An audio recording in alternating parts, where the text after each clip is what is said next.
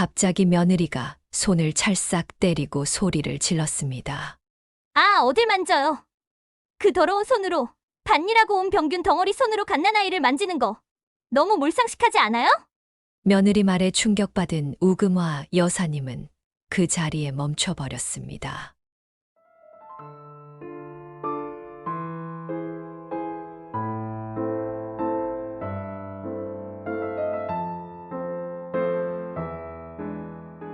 오늘 사연은 며느리에게 병균 취급을 받는 우금화 여사님의 사연입니다. 사연을 듣고 난 후 각자의 의견을 댓글로 남겨주시기 바랍니다. 사소한 댓글이라도 사연자분에게 큰 힘이 될 수 있습니다. 일부 사연은 각색될 수 있고 사연자분의 입장에서 구성될 수 있습니다. 우금화 여사님은 시골 작은 마을에서 태어나 평생을 한 곳에서 머물며 산 사람이었습니다. 시골이 좋아서 살아왔다기보다는 이곳에서 나고 자랐으니 자연스럽게 다른 일상은 꿈꿔본 적이 없는 사람이었습니다. 이 조그만 마을에서 우금화 여사님은 운 좋게도 꽤나 순탄한 삶을 살아왔습니다. 20대 후반에 지금의 남편을 만나 아이 둘을 낳고 지금이 되기까지 게으름 한 번 피우지 않고 성실하게 일했습니다. 남들이 부러워할 만큼 여유롭지는 않았지만 주어진 자리에서 열심히 뿌리고 거두다 보니 여사님 나름대로는 풍족한 삶이었다고 생각했습니다. 무엇보다 가장 사랑하는 가족이 여사님 곁에 있었습니다. 남편은 처음 만났을 때부터 참 선하고 순박한 사람 같았습니다. 물론 지금도 그렇지만 어찌나 낯가리는 쑥맥인지 본인이 여사님을 만나고 싶다며 졸라놓고 마련한 자리에서 막상 한마디도 못했던 사람이었습니다. 우금화 여사님도 같은 시골 촌뜨기였지만 남편은 평범한 사람보다 더 쑥스러워했습니다. 우금화 여사님은 오히려 그런 남편이 더 좋았습니다. 아직 말 몇 마디 안 해본 사이였지만 왠지 그 사람이 미래의 남편과 아빠가 된다면 아낌없이 사랑을 베풀어 줄 것 같다는 느낌이 들었다고 했습니다. 여사님은 어릴 적 아버지가 일찍 돌아가신 후 항상 가족을 빨리 꾸리고 싶어 했습니다. 타고나길 외로움도 많이 타는 편이라서 곁에 있어 줄 누군가가 더 절실했습니다. 엄마와 단둘이 사는 시골 마을이 어찌나 그렇게 조용하고 크고 무서운지 엄마가 갑자기 돌아가신 후에는 더욱 그랬습니다. 30이 다 돼가는 나이에 드디어 가족이 되고 싶은 남자를 만났으니 놓치고 싶지 않았습니다. 그래서 우금화 여사님이 먼저 만나자고 이야기했습니다. 첫머슴 같은 노처녀가 남자에게 고백하는 건 정말 쉽지 않은 일이었습니다. 다행히 남편도 같은 마음이라 곧바로 식부터 올렸습니다. 그리고 남편은 우금화 여사님의 바람대로 늘 한결같이 지고지순한 사람이었습니다. 그런 남편을 닮은 게 바로 첫째 아들이었습니다. 새벽부터 밤까지 고된 농사일과 끊이지 않는 집안일 사이에서 제 젊음은 너무나 쉽게 사그라져 버렸습니다. 하지만 그럼에도 괜찮았던 건 아이들이 있었기 때문입니다. 첫째 아들은 결혼한 다음 해 바로 찾아든 선물 같았습니다. 처음에 가졌을 때도 당장 바치를 해야 했는데 그 어려운 사정을 아는 건지 뱃속에서 말썽 한 번 안 피우고 순하게 지내온 아이였죠. 사실 첫째를 낳을 때까지만 해도 집안 남편이 상당히 어려웠습니다. 남편 집에 빚이 있던 탓에 그것부터 해결하느라 살림을 거의 꾸리지 못했습니다. 그렇기 때문에 당시 많이 못 먹고 일하느라 무리해서인지 첫째가 몸이 약하게 태어난 것이었습니다. 여사님은 매일같이 병원을 오가면서 아이의 병이 전부 여사님 때문인 것 같아 참 많이도 울었습니다. 그 옛 기억 때문에 특히 첫째에 대한 애달픈 감정이 있었습니다. 아픈 몸에 대해 원망하지도 않고 얌전하고 의젓하게 잘 커준 아들이 고마울 따름이었습니다. 3년 후 살림이 좀 더 나아지고서 둘째를 가졌는데 첫째는 갓난아이면서 몇 년 빨리 태어났다고 형 노릇을 했습니다. 여사님은 경제적으로는 어려웠지만 심적으로는 행복하다고 생각했습니다. 첫째는 배움에 대한 열정이 있어서 중학교, 고등학교 시절 내내 공부를 열심히 했고 그만큼 성적이 잘 나왔습니다. 시골이라 아무래도 도심에 사는 친구들보다는 환경이 받쳐주질 않았을 텐데 순전히 본인 의지로 일궈낸 결과였습니다. 하지만 정작 수능 시험에서 많이 미끄러져 원하는 대학엔 가지 못했습니다. 원하는 학교가 있기에 꼭 재수하고 싶다고 얘기했었는데 그 당시 둘째, 애도 학교를 다니고 남편도 큰 수술을 받으면서 집안 형편이 받쳐 주질 못했습니다. 그래서 우금화 여사님은 첫째에게 그냥 성적 맞춰 대학 가면 안 되냐고 부탁했습니다. 그때 본 아이의 표정이 잊히질 않습니다.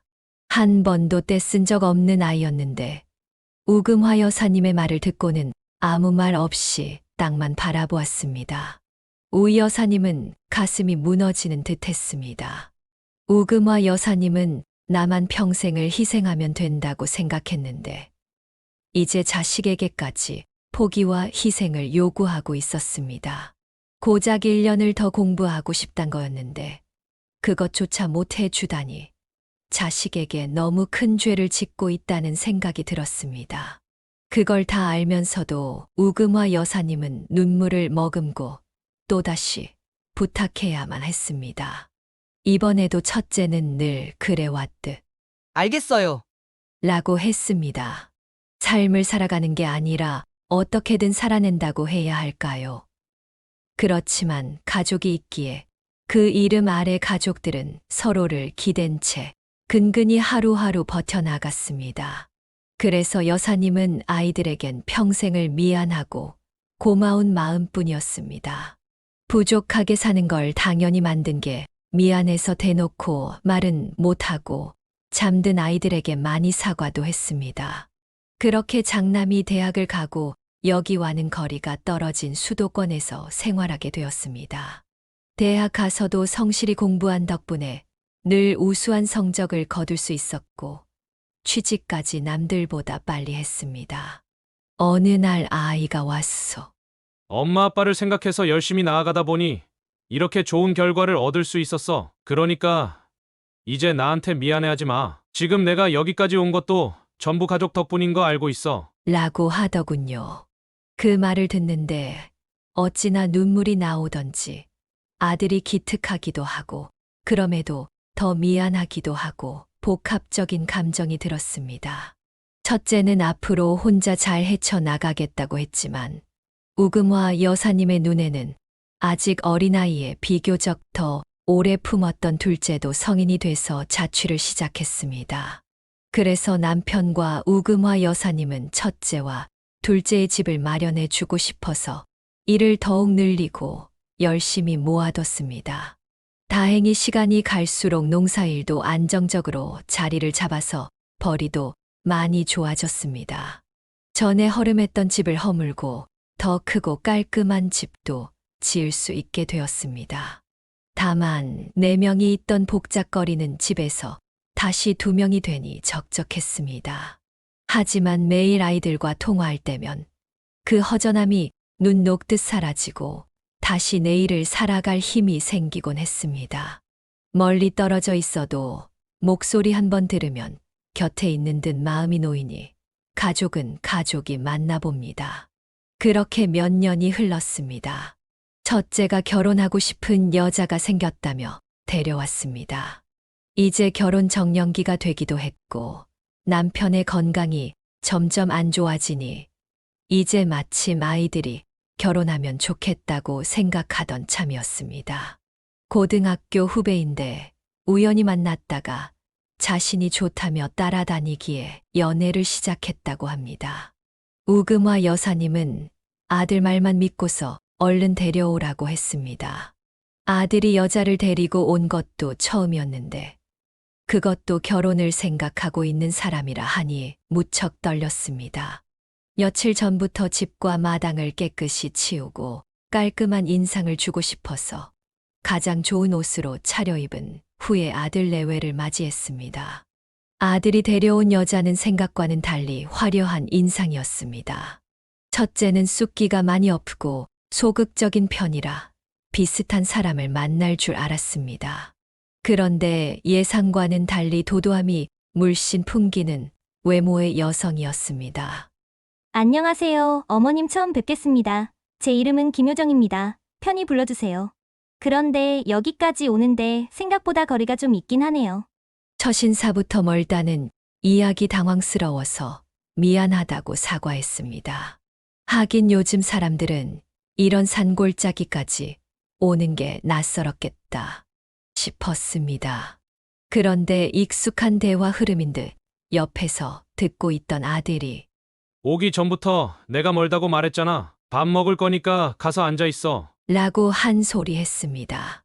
아들이 밥 차리는 걸 도와주며 슬쩍 일러주길 우금화 여사님이 보던 사람들과는 많이 다를 테니 놀라지 말라고 했습니다. 꾸미거나 남들에게 보여지는 걸 좋아하고 예민함도 큰 사람이라 본인도 처음엔 적응하기 힘들었다고 했습니다. 사람 자체는 나쁜 사람 아니고 항상 내성적이고 남들 뒤에 숨어 있는 자신을 발견해주고 이끌어준 고마운 사람이라고 하길래 그러려니 하기로 했습니다. 어찌됐든 한 번 본 우금화 여사님보다는 오랫동안 옆에서 지켜봐 온 아들의 선택을 더 믿기로 했습니다. 아들에게 사전에 미리 물어봐서 여자친구가 좋아하는 음식들을 만들어 둔 터라 얼른 대접했습니다. 우리 네 사람은 식사를 하면서 어색함을 조금씩 풀어나갔습니다. 아들의 말대로 효정 씨는 생각보다 그렇게 냉소적이거나 무뚝뚝한 사람은 아니었습니다. 어머님, 이거 너무 맛있는데요. 지금은 조금 식은 상태라 따뜻했으면 훨씬 좋았겠어요. 라고 했습니다. 그래도 나쁘지 않았습니다. 표현이 너무나 솔직한 편이라 오해를 살 수는 있었지만 그래도 할 말은 하고 야무져 보이는 게 마음에 들었습니다. 아들이 표현에 인색한 편이니 그 부분에 있어선 잘 맞겠다고 생각했습니다. 무엇보다 아들을 바라보는 눈빛에서 우리 아들을 많이 사랑하고 있구나라는 걸 알 정도로 애정이 느껴져 보기 좋았습니다. 며느리가 될 아이는 인터넷으로 옷을 팔고 있다고 했습니다. 그 사업이 꽤나 잘 돼서 빨리 안정적인 가정을 갖고 싶어 결혼을 서두르는 거라고 했습니다. 첫째와 둘째는 평범한 회사원이었기에 직업 면에서 다소 생소했지만 그것도 나름의 장점이 될 수 있지 않을까 생각하기로 했습니다. 그런데 이야기를 하다 보니 상대편 집안이 우금화 여사님 집보다 훨씬 더 좋은 여건인 것 같았습니다. 아, 그리고 결혼할 때 저희 부모님이 도와주시기로 했어요. 제가 좀 호화로운 식을 올리고 싶어 하는 걸 알고 계시거든요. 그럴 만한 여유도 충분히 되고요. 저도 오빠네 상황을 알고 있으니 너무 부담스러워하지 말라고 미리 말씀드리는 거예요. 괜찮으시죠? 결혼은 어디까지나 본인들의 선택으로 이루어져야 하고 상황이 받쳐준다면 도움을 받는 게 좋으니 당연한 이야기들이었죠. 그런데 마음 한구석에는 뭔가 불편함이 남았습니다.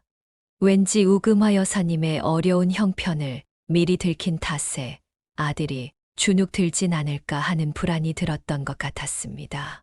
어디 가서 기죽지 않을 정도로 부족함 없이 키우기 위해 애썼는데 막상 결혼을 준비하며 눈치 보고 있을 거 생각하니 싫었습니다. 다행히 어느 정도 준비가 되었던 터라.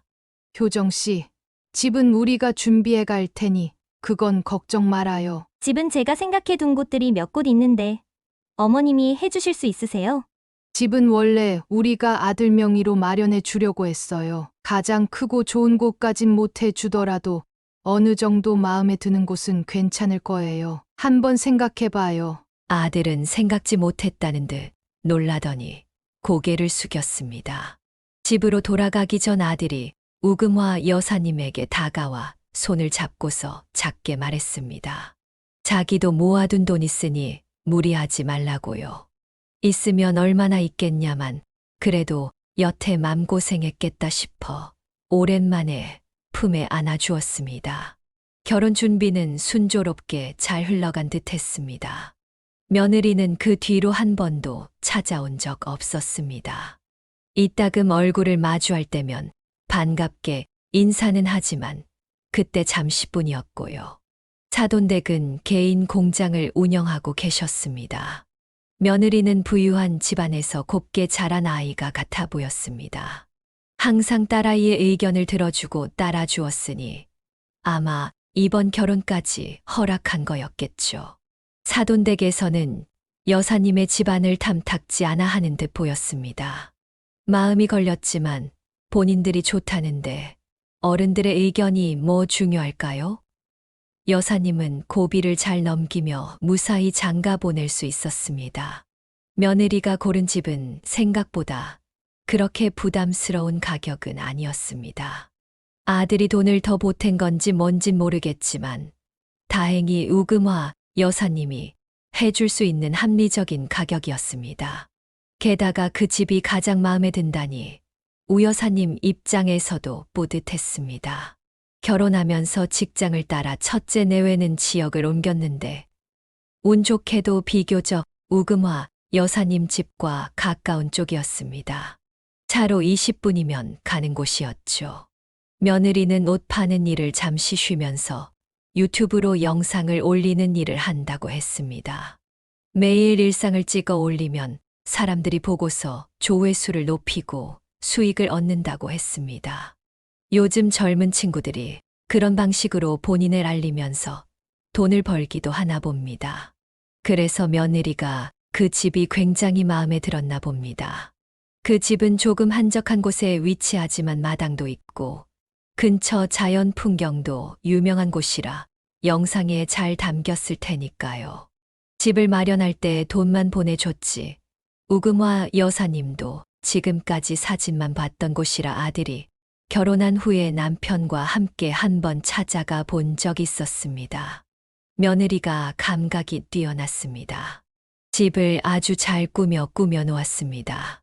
조심스럽게 이곳저곳을 둘러보고 있는데 아들이 잠깐 사올 게 있다며 자리 비운 참이었습니다. 그때 갑자기 2층에서 비명소리가 났습니다. 놀라서 황급히 올라가 봤는데 남편이 계단 쪽에 넘어져 있더군요. 남편을 얼른 부축하며 무슨 일인지 묻자 며느리가 밀어서 넘어졌다는 겁니다. 그제야 며느리가 화난 얼굴로 옆방에서 나왔습니다.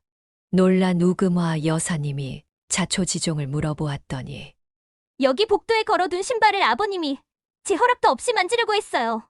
애지중지하는 거라 2층에 둔 거였는데 제 물건 건드리는 거 세상에서 제일 싫어하거든요. 나는 웬 신발 하나가 2층에 있나 싶어서 견관으로 다시 갖다 두려 한 거였다. 기분 나빴다면 미안하게 됐다. 어디에 두든 제 집이니까 제 마음이죠. 앞으로는 저에게 꼭 물어보고 손대셨으면 좋겠네요. 아까는 저도 너무 놀라서 실수로 밀친 거였어요. 뒤에 계단이 있는 줄은 몰랐네요. 우금화 여사님은 참다 못해 처음으로 큰 소리를 냈습니다. 새아가 시아버지가 먼저 물건을 만진 건 잘못이지만 그렇다고 어른을 밀어서야 되겠니? 모르고 한 일이라 했으면 너도 밀친 것에 대해 사과를 해야지.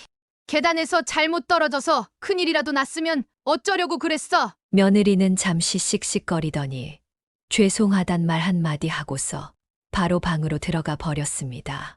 그런데 방 안에서 내지르는 고함은 멈출 기미가 없었습니다. 이래서 내가 시골 사람을 무식해서 싫다고 했잖아. 짜증나 미치겠네. 남편을 살펴보니 다행히 당장 크게 다친 곳은 없어 보였지만 많이 놀란 듯했습니다. 우금화 여사님 또한 많이 놀랐습니다. 실수로 물건을 만졌다고 해서 사람을 그렇게 벌레 취급을 하다니.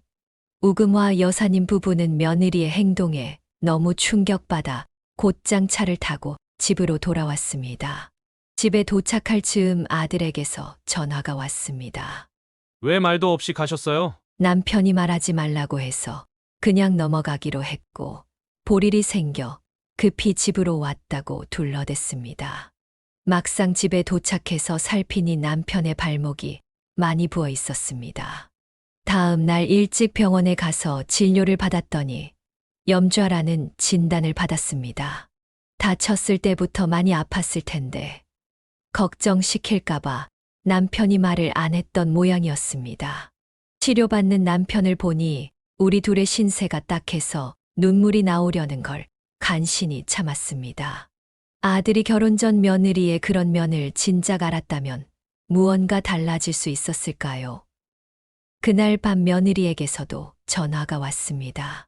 어머님, 아까 왜 말도 없이 가셨어요? 남편이 저를 의심하잖아요. 우금화 여사님도 화가 나서 대꾸했습니다.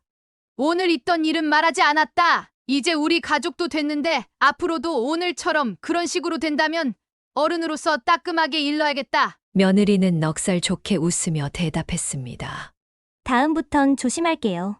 제가 원래 한번 내거가 되면 소유욕이 강해서 앞뒤 물불 안 가려요. 그 말을 듣고 우금화 여사님은 찜찜했지만 별 수 없었습니다. 신경 쓰지 말라고 말하고 일단락시키려고 했습니다. 하지만 그 뒤에도 며느리의 거침없는 언행은 계속되었습니다. 첫째가 원래는 2년 후에 아이를 갖겠다고 했지만 계획보다 빨리 아이를 갖게 되었습니다. 우금화 여사님과 남편에게는 너무나 기쁜 소식이 아닐 수 없었습니다. 이제 슬슬 주변에서 손자 갖는 이들이 많아졌기에 여사님도 내심 바라고 있었습니다. 2년이나 미룰 필요가 있냐고 종종 말해왔는데 이렇게 하늘에서 아이를 내려주시니 참 복된 일이라 여겼습니다. 하지만 며느리는 별로 달갑지 않아 했습니다. 이제 막 하는 일이 잘 되어가고 있는데 임신을 하면 제약이 많이 생기니 그렇게 생각할 만도 했습니다. 예민해진 며느리에게 말실수라도 할까봐 좋은 티는 내지 않았습니다. 다만 뒤에서 많이 챙겨주려고 했죠. 남편은 다친 발목에 후유증이 오래가서 한 번은 우금화 여사님 혼자 며느리가 좋아하는 음식과 몸보신에 탁월한 것들을 꾸려서 집으로 찾아갔습니다. 며느리가 카메라로 영상을 촬영하고 있던 것 같았습니다. 어머님 죄송해요. 지금 일 때문에 바빠서 시간이 없네요. 우금화 여사님도 얼른 음식을 내려놓고 가려 했습니다. 그런데 식탁을 보니 술이 있는 것이 보였습니다. 아가 혹시 너 술 마셨니? 네, 임산부가 무슨 술을 마셔? 무슨 일 있니? 그랬더니 며느리는 대답을 하지 않았습니다. 내 말 듣고 있는 거니? 다시 묻자 갑자기 표정이 돌변한 채로 절 쳐다보며 말했습니다. 어머니, 임산부한테는 술보다 스트레스가 더 안 좋아요. 술 한 잔 마셨다고 안 죽겠지만 스트레스 받으면 죽을 수도 있어요. 걱정돼서 한마디 한 게 그렇게 듣기 싫니? 아가, 내 몸이랑 뱃속 아기가 아플까봐 걱정돼서 그런 거야. 제가 알아서 할게요, 어머니. 아파도 병원 못 갈 정도로 여유 없는 것도 아니고요. 그리고 여기 음식 잘 되어 있으니 사 먹으면 되니까. 이렇게 일일이 해 오실 필요 없어요. 그 산골짜기에서 오시는 거 많이 힘드시잖아요. 그 말을 들으니 우금화 여사님은 할 말이 사라졌습니다. 반찬 들고 있는 자신이 한없이 초라하게 작아지는 기분이었죠. 그때 방에서 자고 있던 아들이 대화를 들은 듯 나오더군요. 엄마가 왔는데 왜 나 안 깨웠어? 그것보다 지금 엄마한테 그게 무슨 말버릇이야? 여태까지 그런 식으로 우리 부모님 대한 거야? 아들은 감정이 격해져 있는 듯 며느리를 몰아세우기 시작했습니다. 며느리는 아들의 눈치를 보며 변명을 늘어놓았습니다. 일하느라 예민해져서 그래. 그리고 어머님이 먼저 내 심기 건드렸어. 그 말에도 아들은 화를 쉽게 가라앉히지 못하고 우금화 여사님을 데리고 집 밖으로 나왔습니다. 며느리는 그런 아들을 보며 끝까지 소리 질렀습니다. 우금화 여사님은 괜히 찾아온 탓에 분란만 일으킨 게 아닌지 마음이 너무나 불편했습니다. 첫 손주가 기쁘고 고생하고 있을 며느리가 걱정돼서 챙겨주고 싶었던 것뿐인데 어디서부터 잘못된 걸까요? 아들은 우금화 여사님을 집으로 데려다 주면서 그동안 무슨 일을 겪었는지 물었습니다. 우금화 여사님은 무슨 말을 해야 할지 몰랐습니다. 사실대로 말하면 분명 부부 사이에 화가 될 텐데 거짓말해봤자 금방 탄로날 것 같았습니다. 우금화 여사님은 망설이다가 아무래도 이대로는 얼굴 마주보며 살기 어려울 것 같아 관계를 개선시켜야겠다고 마음먹었습니다. 그래서 아들에겐 며느리가 임신한 동안은 최대한 참으라고 일러두고서 그간의 일들을 이야기했습니다. 남편이 다친 일과 우리가 시골 사는 것에 대해 며느리가 입버릇처럼 하던 이야기들, 오늘 다툼에서 한 말 등 모든 이야기를 했습니다. 이야기를 듣던 아들의 얼굴은 너무나 안 좋았습니다. 얼마간의 시간이 지나자 아들이 천천히 말을 꺼냈습니다. 아내가 원래 유별난 사람인 건 알았지만 결혼하고 나니 상상했던 것보다 훨씬 이기적이고 예민해서 같이 사는 내내 고충이 많았어요. 차라리 하루라도 더 빨리 이혼하는 게 나을지 고민하고 있었는데 임신한 사실을 알았어요. 이미 2달이 넘은 때라 다른 방법은 없었어요. 아이에 대한 애정은 있지만 아내와 함께 살 수 있을지에 대한 고민이 많다며 깊은 한숨을 내쉬는 아들을 보며 우금화 여사님은 마음이 무너져 내렸습니다. 이제야 가정을 꾸리고 행복하게 사는 줄 알았는데 살면서 늘 고생만 해온 첫째에게 왜 이런 고난이 찾아온 건지 신이 야속할 따름이었습니다. 그래도 엄마이자 시어머니로서 우금화 여사님은 아이가 생겼으니 이전과는 다를 거라고 엄마로서 책임감을 갖다 보면 새아가도 철들 것이라고 다독였습니다. 아들은 연거푸 죄송하단 말만 반복하고 앞으로는 말 조심시키겠다고 다짐하며 떠났습니다. 오늘 있었던 일을 남편에게 이야기하자 남편은 아들이 걱정돼서 밤새 잠을 이루지 못했습니다. 부부는 며느리에게 무언가 섭섭하게 만든 일이 있었는지 곰곰이 생각해 보았지만 답을 찾을 수 없었습니다. 그 무슨 이유가 있다 한들 부부의 감정도 쉽게 나아질 것 같지도 않았습니다. 며느리와 손자에 대한 소식은 아들을 통해 간간히 들을 수 있었습니다. 며느리는 아들과 크게 싸운 뒤로 일부러 보란 듯 술이나 약을 먹어서 자주 걱정시켰습니다. 아들 말로는 며느리가 자신에게 다 맞춰주며 꼼짝도 못하는 사람이랑 결혼한 건데 막상 신혼생활을 하면서 자신을 가르치려고 하는 것이 며느리 눈엔 안 익고왔다고 했습니다. 시댁에서 참견하는 것도 같은 느낌이어서 싫었다고 하더군요. 무시하는 듯한 말들이 처음부터 우리를 아랫사람으로 보았기에 가능했던 것이었습니다. 그래서 아들과 며느리 사이에 크고 작은 말다툼이 잦았는데 그렇게 되면 항상 아내가 잘못에 대해 사과를 먼저 했기에 아들은 아직까지는 참으며 지낸다고 했습니다. 며느리는 배가 불러오면서 더욱더 집에만 머무르며 영상 촬영, 일만 한다고 들었습니다. 집에 대한 자부심과 소유욕이 엄청 커서 집을 꾸미고 정원을 가꾸는 걸로 태교를 하는 듯 했습니다. 어찌됐든 손주만 몸 건강히 태어나면 바랄 게 없었기에 아들에겐 최대한 며느리에게 맞춰 주라고 단단히 일렀습니다. 몇 개월이 지나고 드디어 며느리가 아이를 낳았다는 소식을 들었습니다. 하필 그 즈음은 일이 바빠 며느리를 찾아볼 수 없었습니다. 너무 이르거나 너무 늦은 시간에 찾아가면 불편해할 게 뻔했으니까요. 기쁘기도 하고 걱정도 되어 안절부절 못하다가 마지막 날 일이 다 끝나자마자 씻지도 못한 채 바로 병원으로 향했습니다. 일 가느라 오지 못한 아들에게 전해 들은 병실로 어떻게든 찾아갔습니다. 손주를 안고 있는 며느리와 사돈댁이 보였습니다. 그 모습을 보니 너무나 급하게 온 자신의 꼴이 생각나 아차 싶었지만 그것 때문에 손주를 못 보고 돌아가는 건 너무나 아쉬울 것 같았죠. 얼굴이라도 보고 가자는 마음으로 병원 앞에서 산 음료수를 내밀며 며느리와 사돈댁에 인사를 건넸습니다. 안녕하세요, 사돈어른. 새아가 몸 좀 괜찮니? 그간 고생 참 많았다. 훑어보는 사돈댁의 눈빛이 불편했지만 이 모습으로 왔으니 눈총 받을 법도 하다 싶어 애써 외면했습니다.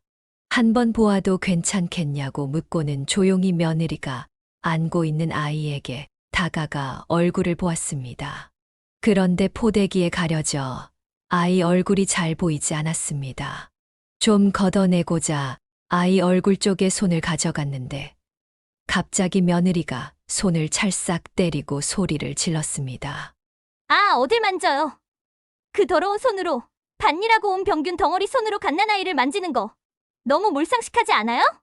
며느리 말에 충격받은 우금화 여사님은 그 자리에 멈춰버렸습니다. 병실에 있던 사람들이 모두 우리 쪽을 쳐다보았습니다. 사돈댁이 며느리의 말에 당황해 중재하려 했습니다. 우리 애가 산통이 유독 심해서 그런지 좀 예민한 구석이 있네요. 사돈어른, 제가 조만간 연락하라고 일러둘 테니 너무 걱정 마시고 집으로 돌아가세요. 우금화 여사님은 두 모녀의 말에 도망치듯 병실을 빠져나올 수밖에 없었습니다.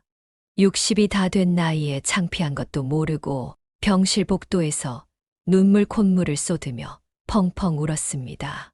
자신을 마치 병균 취급하며 아이의 얼굴조차 보지 못하게 하는 저들이 과연 사람인가 싶었죠. 이 억울함을 갚아주고 싶다는 생각이 들자 이제야 이성적인 판단이 가능해지는 것 같았습니다. 여태껏 며느리라는 이름으로 우리 아들을 지켜준다는 명목으로 저에게 했던 무리한 언행들을 이제는 참아선 안 되겠다고 결심했습니다. 이런 수모를 당하면서까지 더 이상 시댁 노릇을 하고 싶지 않았고 아들이 차라리 이혼하더라도 저런 어미한테서 손주가 자라는 꼴을 볼 수 없었습니다. 집으로 돌아가 이런저런 생각을 하며 며느리를 어떻게 하면 좋을지 고민했습니다. 그날 밤 마침 며느리에게 문자가 왔습니다. 어머님, 집 잘 도착하셨나요? 다른 게 아니라 아이는 좀 더 커서 걸어 다닐 때쯤 보시는 게 좋을 것 같아요. 눈치채셨겠지만 제가 시골에 대한 약간의 부정적인 인식이 있어서 다른 때보다 청결에 대해 더 강박적으로 따지기도 하고요. 나중에 오빠랑 한번 찾아뵐게요. 건강 유의하세요. 문자를 받으니 생각이 더 확실해졌습니다. 며칠 동안 알아누우며 홀로 정말 힘든 시간을 보냈습니다. 하지만 이 불행에 대해 아무리 대한 방법을 생각해봐도 결국 이혼만이 해답이었습니다. 아들에게 알리는 게 좋을지 우금화 여사님이 직접 나서는 게 좋을지 따져보다가 결국 남편에게 모든 사실을 먼저 밝혔습니다. 남편은 이전과 달리 크게 노발대발하며 찾아가겠다고 했으나 간신히 말렸습니다. 남편도 결혼 생활을 지속하는 건 의미가 없다고 보았습니다. 이번에도 그냥 넘어가게 된다면 제명에 못 살 것 같았습니다. 아들도 차라리 마음 편하게 새 삶을 시작하는 게 현명한 선택일 것이라고 생각했습니다. 결론이 확실히 나니 방법은 금방 찾게 되었습니다. 사돈댁과 며느리는 금전적으로 풍족하고 명망 높으니 집안끼리 싸우는 건 우리에게 불가능한 일이었습니다. 그러니 며느리에게 빼앗아올 수 있는 건 오직 하나, 집이었습니다. 조금 더 천천히 시간을 두고 아들을 만나며 이야기를 전해 들었습니다. 아이를 낳고 난 뒤 며느리는 건강을 핑계로 직장 다니는 아들에게 육아를 맡긴 채 다시 본인의 일을 시작했다고 합니다. 아이가 태어날 때부터 몸이 약한 탓에 잔병 치레가 많았는데 그럴 때마다 돌보지 않고 모른 채에서 아들이 여간 곤란했던 게 아니었습니다. 결국 아들은 육아휴직을 내고 아이를 돌보는 상황이었습니다. 손주가 또 몸이 약하다고 하니 첫째를 키우던 때가 생각나 너무 가슴이 아팠습니다. 엄마 손길이 가장 필요한 때인데 그 차가운 집에서 아이나 애비나 얼마나 힘들지 예상도 가지 않았습니다. 그래서 아들에게 지난번 자신이 당했던 모욕들을 전부 이야기해 주었습니다. 그리고 덧붙여 말했습니다. 우리 생각해서 버티지 말고 너만 생각해서 결정해라. 곁에 있던 남편과 둘째도 첫째를 설득했습니다. 아들은 결국 이혼을 결심했습니다. 그래서 우금화 여사님은 며느리가 유책 배우자임을 확실히 하고 동시에 아이의 양육권을 가져올 증거들을 찾기 시작했습니다. 시골에 살면서 이런 복잡하고 어려운 일을 겪을 줄 몰랐지만 이번 일을 통해 난생 처음으로 변호사까지 만나보았습니다. 며느리가 보내온 문자들과 아들에게 행했던 폭언과 집착적인 문자들을 정리해서 변호사에게 제출했습니다. 그것만으로도 충분한 이혼 사유가 된다고 했습니다. 그런데 몰랐던 사실이 하나 있었습니다. 며느리가 아들을 향해 몇 번의 폭행을 한 이력이 있었습니다. 증거를 모으던 중 아들이 혹시 몰라 뽑아놓은 진단서를 보게 되었습니다. 며느리가 아들을 34번 폭행했고 그때마다 고막이 다치거나 상처를 크게 남겼다는 걸 증명하는 진단서였습니다. 이렇게 심하게 맞기까지 하면서 왜 참았냐며 아들을 붙잡고 울었습니다. 그러자 아들이 말했습니다. 어떻게든 내가 잘 사는 모습 보여주고 싶었어. 나는 절대 부족하게 살고 있지 않다고. 우리는 한 번도 잘못된 선택을 한 적 없다는 걸 보여주고 싶었어. 엄마 아빠가 날 어떻게 키웠는데 그렇게 미안해 하면서도 나 때문에 모든 걸 포기해 왔는데 내가 그거 다 알고 있었어. 미안해. 나만 참으면 되는 줄 알았어. 아들의 말에 우금화 여사님의 마음이 찢어졌습니다. 그동안 아들이 얼마나 힘들었을지, 얼마나 고통스러웠을지 이제야 알게 되었습니다. 이제는 아들이 더 이상 참지 않길 바랐습니다. 그리고 자신들도 더 이상 참지 않겠다고 결심했습니다. 첫째 아들이 눈물을 뚝뚝 흘리며 말했습니다. 이렇게 돼서 미안해. 엄마 아빠. 라고 말할 때 우금화 여사님의 마음에 구멍이 뚫려 흘러내리는 피처럼 느껴졌습니다. 이제라도 아이가 참지 않고 우는 게 다행이라고 생각했습니다. 이 아이가 살아온 길을 더 늦게 알았다면 자신도 죄책감 때문에 살지 못했을 것입니다. 아들이 이혼을 통보한 뒤 사돈댁에서는 난리가 났습니다.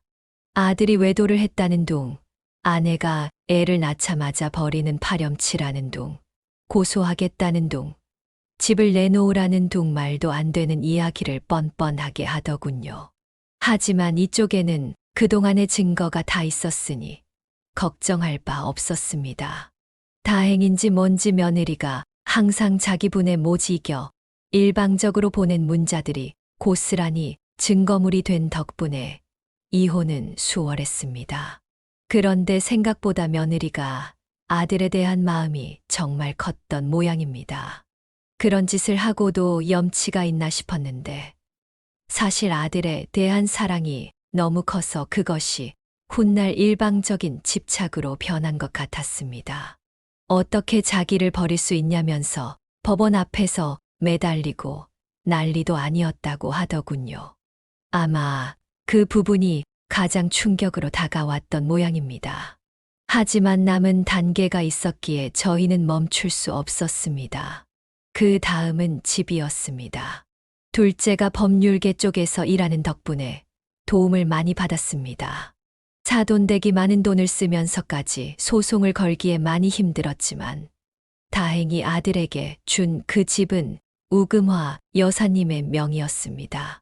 증여세로 인해 계약할 당시 우선 우금화 여사님의 명의로 하고 후에 아들 부부가 자리 잡으면 다시 돌리기로 한 걸 잊고 있었습니다. 당시 며느리도 동의했던 부분이었죠. 어찌됐든 자문을 구하면서 소송을 통해 집을 가져올 수 있었습니다. 며느리는 우금화 여사님 앞에서 콧방귀를 끼며 그깟집 구하는 건 일도 아니지만 본인이 여태껏 꾸며오고 갖고 온 집인데 이렇게 빼앗는 게 창피하지도 않냐? 폭언을 일삼으며 역시 거지 집안은 다르다고 했지만 법이 우금화 여사님의 손을 들어줬으니 별말할 수 없었죠. 본인의 짐을 싹 다 뺄 수 있는 시간을 준 것만으로도 감사해야 할 일이었습니다.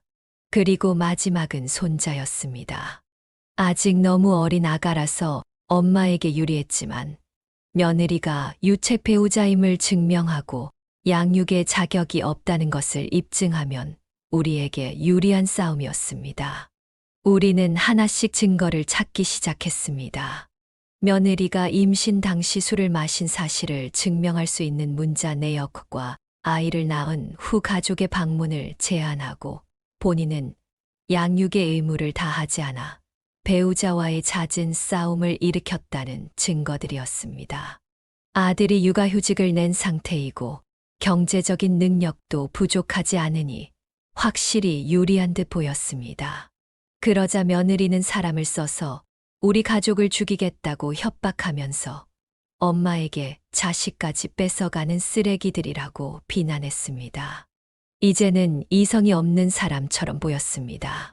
하루는 우금화 여사님이 일하고 있는 밭까지 찾아와 뺨을 잇는 힘껏 때리며 말했습니다.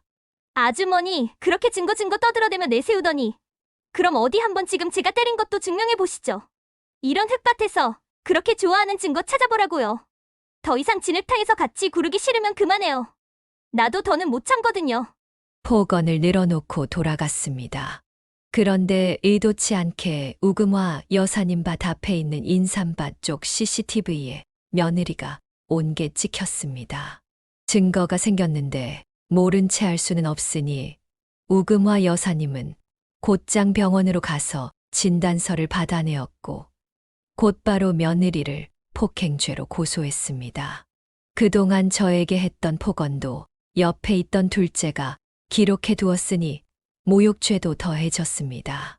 그렇게 양육자에게 여러 차례 폭행 전과가 생기면서 결국 양육권은 아들이 갖게 되었습니다. 정말 다행인 일이었습니다. 오랜 시간과 노력, 고난이 따랐지만 결국 처음 계획했던 대로 며느리의 집을 온전히 빼앗을 수 있었습니다.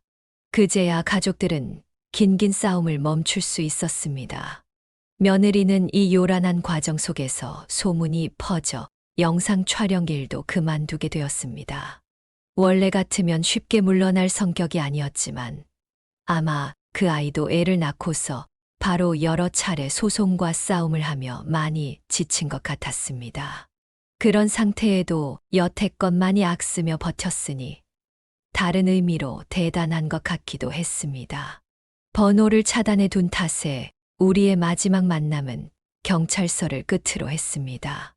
아마 그 후로 가족들이 있는 서울로 돌아간 듯 보였습니다. 질긴 인연이 그렇게 끝이 났습니다. 아들이 살던 집은 결국 팔아치우고 아들은 우 여사님의 집으로 들어왔습니다.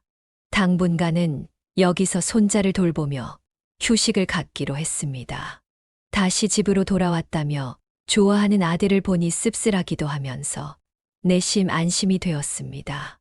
너무 힘들었던 지난 시간이었지만 그만큼 힘겹게 되찾은 평화이기에 더는 바랄 게 없었습니다.